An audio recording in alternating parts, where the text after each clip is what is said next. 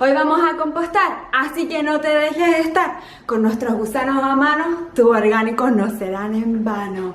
¡Ah! ¡Ah! Hola, hola, mi nombre es Onice y en este canal aprendemos a vivir de una forma más respetuosa con el medio ambiente y una de las maravillosas formas de poder hacerlo es el compostaje. Esta es una nueva sección del canal donde vamos a estar aprendiendo distintos tipos de compostaje. Hoy día vamos a experimentar con lombrices. Les voy a estar mostrando paso a paso y les voy a estar mostrando actualizaciones de la semana.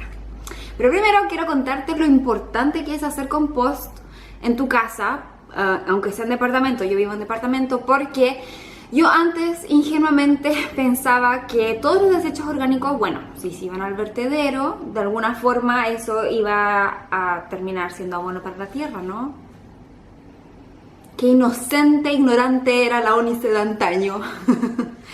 Porque realmente cuando todos los desechos orgánicos que se producen en una casa no están en las condiciones favorables para que se produzca compostaje, en realidad producen gases metanos, gases de efecto invernadero que al final aumentan el calentamiento global. Pero juntas aquí nos vamos a hacer cargo de nuestros desechos orgánicos para no contribuir al calentamiento global con nuestra comida. No.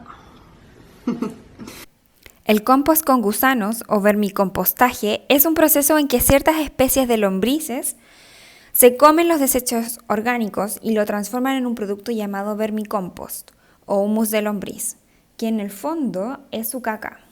Y es un muy buen fertilizante para nuestras plantas porque contiene más nitrógeno, fósforo y potasio que la tierra común. El humus mejora la estructura de la tierra, aumenta la retención del agua y la capacidad de liberar nutrientes a la planta de forma equilibrada. Básicamente es como reciclaje en tu propia casa de la basura, pero mucho mejor porque es como un ciclo cerrado. Los materiales para hacer nuestra vermicompostera son 3 cajas de plástico, un taladro para perforar.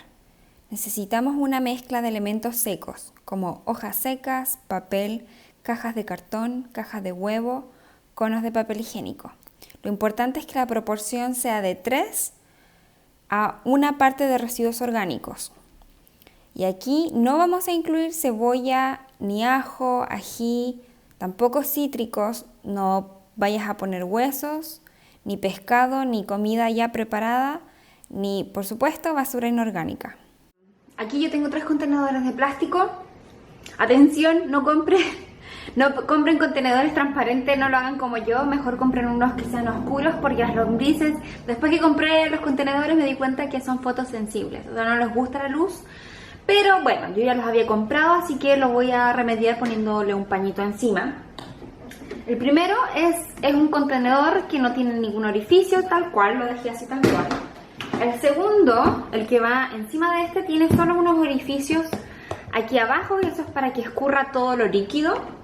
Vamos a poner aquí. Y aquí es donde vamos a preparar todo. Y aquí es donde van a vivir mayormente las lombrices, porque aquí voy a ponerle su comida. Entonces lo perforé por estas partes para que le entre oxígeno. Y acá abajo también para que pueda pasar al segundo nivel, donde vamos a guardar nuestro humus o caca de lombriz californiana. Siempre que escucho esta soy yo en mi imaginación. Siempre que escucho la palabra gusanos californianos, se me ocurre gusanos californianos, somos gusanos surfistas. Ahí está. Entonces ahora lo vamos a preparar. Para eso vamos a mezclar todos los ingredientes secos que teníamos y lo vamos a poner todo aquí dentro como en una camita. Debes humedecer bien la parte seca. La idea es que todo se ablande. Acá no lo alcancé a grabar, pero no fue suficiente rociar con agua. Tuve que agregarle chorritos para que el cartón se humedezca y se ablande bien. Luego agregamos los residuos orgánicos.